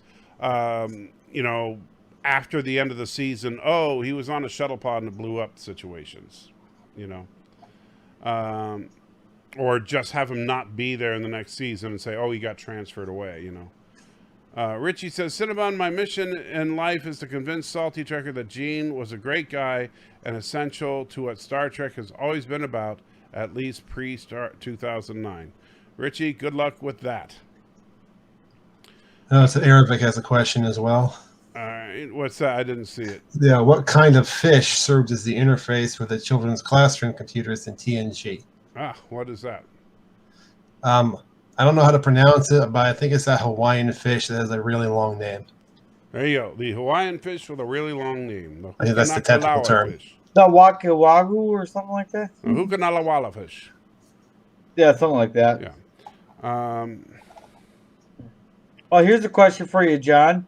I remember that, Mercer. So Norm Macdonald, he made a joke about it, and I've said it too, is that why do people say they lost their fight with cancer? Because when you die, your cancer dies too. So it's not a loss, it's a draw. You don't lose your fight with cancer. It's a draw. I hope that they put that on his tombstone. What do you think inspired Gene Roddenberry to make Star Trek? Money. And you know what? You can see it in Gene's VHS release of The Cage. He even said, so he lied to the network execs about what Star Trek would be so he could get money. That's all he cared about was money. You had a question, Jordan, by the way? Yeah. I'm sorry, Jordan. When Edson Rowe was a little kid, what didn't she ever do as a kid? Play with toys or something? No, they said in the episode when they were kids. Never jumped off the bed. Jump on the bed, right. I remember now. Not a great episode, but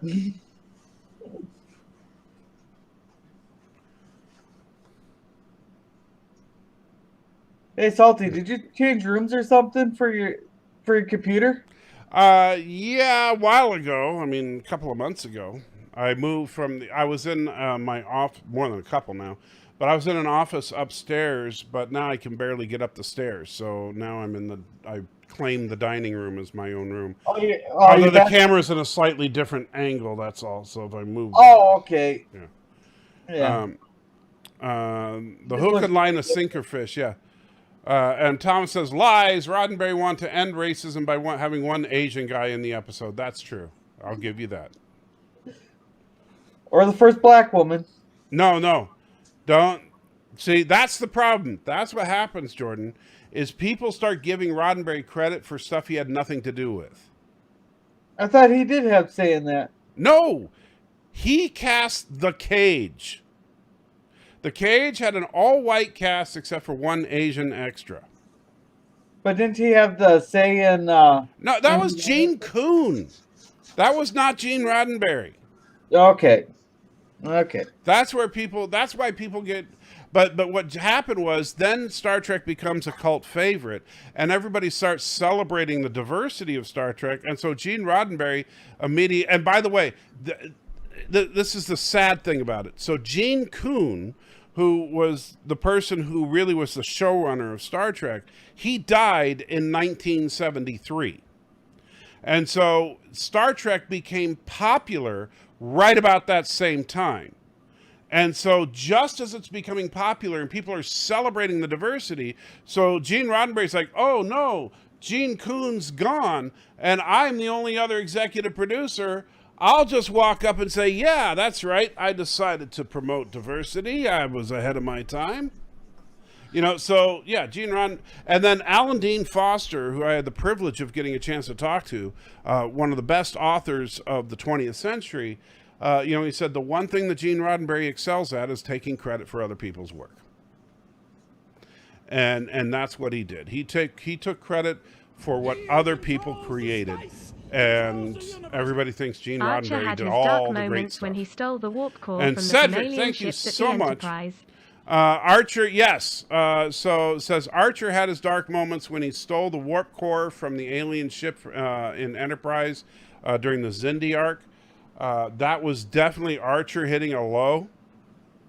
And that similar kind of moral dilemma, like what do you do because you got to save Earth, but Thomas says Janeway had no dark moments. Well, we'll just leave that one. Janeway is a dark moment. Indeed. All right, so what do you got going on this week, John, besides prepping up for Jeopardy and stuff? Well, we're still doing Sequest with Live with Matthew on Tuesday nights. We're almost to the end of the second season. And how many seasons are there? Just 3. Okay, so you'll be done by 2023? Possibly later if Matthew keeps canceling on us. Okay. And so hopefully, you'll be done this century or before one of you dies. Possibly. Or before I die, and then of course next week we will be doing a test run, so to speak, of the Jeopardy / movie night format. So I'll schedule 2 live streams, the Jeopardy at 8 and the movie night at 9:30, and so we'll do Jeopardy from 8 to like 9:15ish. And then we'll do the movie night at 9:30 until when we finish the movie. Richie says Gene was the true showrunner of Star Trek. He did hire great people to help him bring the show to life, but Gene was at its center. I'm sure you believe that. What I was going to say is if Roddenberry had any influence in bringing in Uhura or Nichelle Nichols, it was for ulterior motives. Well, he did. Yeah, well, I don't want to say too much, but yeah, we'll just say that, he did have liaisons with both of the female leads on the show. Yeah. And then the one female lead on the show he didn't have liaisons with got fired. Coincidence? Let's just... So, Anyway, so we'll have some fun with that tomorrow. I don't know if I'll be able to stream or not. If I can, I'll probably be over on Twitch doing some more Diablo, because we got to get through Diablo 1 before Thursday when Diablo 2 Resurrected drops. Very excited about that. And still working with doctors, lawyers, and insurance people. I can't wait till that's done with. But then I got to start bringing in real estate agents. Man, I need someone to just take over all the bureaucracy stuff. I seriously, I need someone to just move in and just deal with all that crap for me. Well, just get yourself an unpaid intern.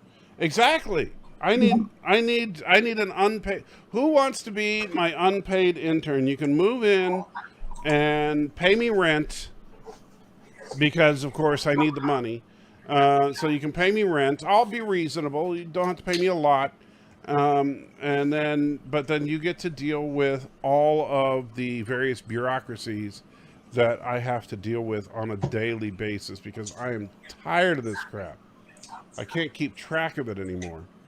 And yeah, I'm filing for my long-term disability. I'm filing for Social Security disability, filing for, losing track of everything. There's a long-term disability, Social Security, dealing with, still working on the I'm still working on the cognitive testing. And here's some sad news kind of thing, but it's one of those things we just kind of have to deal with, is that we are letting Auntie go. We're not putting her down or anything, but we're letting her go back to the adoption agency. They're going to take her back and find a good home for her, because I can't take care of her properly. And we've talked to them just about my situation with my health deteriorating.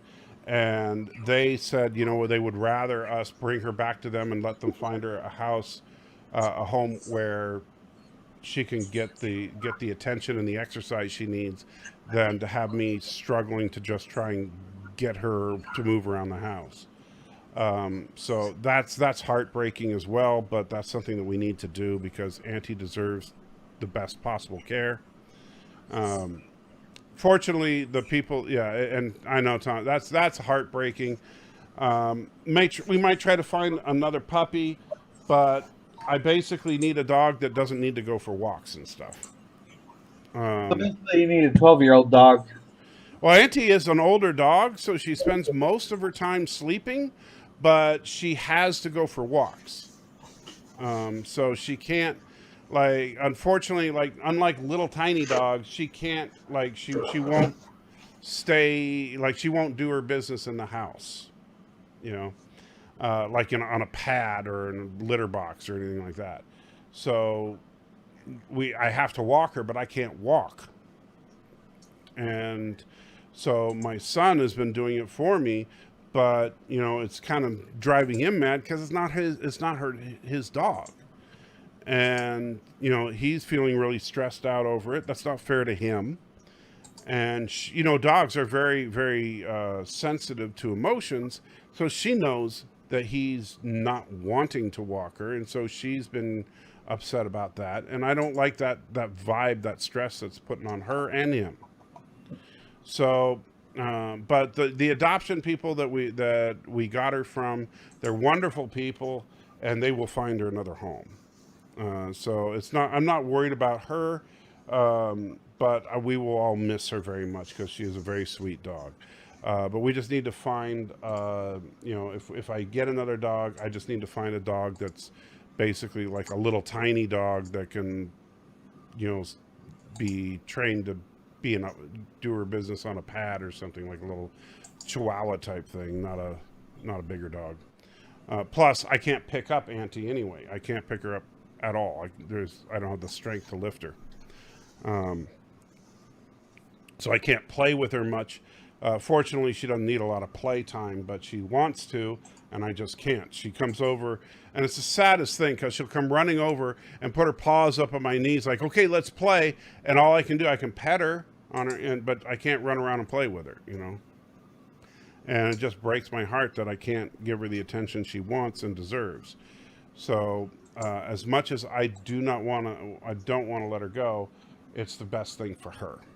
And so that's going to be rough. That's happening next Friday. So if I'm actually kind of sad next Friday on movie night and Jeopardy, you'll know why. So I may need a little extra cheering up next Friday just to warn you guys. And Valor says the original Cage wasn't the first female captain, only a thing because she was engaging his warp core. Well, that's one way to put it. That is a horrible way to put it. Anyway, so there's that, and we just got too much crap going on. I hate it. Anyway, guys, I'm just rambling on at this point. So have a great night. Thank you, Jordan, John, Daniel, and everybody else that's been hanging out with us. Hopefully everybody has a great night. And tomorrow is St. Patrick's Day for Thomas and just Saturday for everybody else. And why it's St. Patrick's Day for Thomas is because, I don't know, Thomas has decided that he's Kurogan now, I guess. And Kuroga has St. Patrick's Day in September, apparently. Is that... I don't know. It's just a weird thing. Bizarre.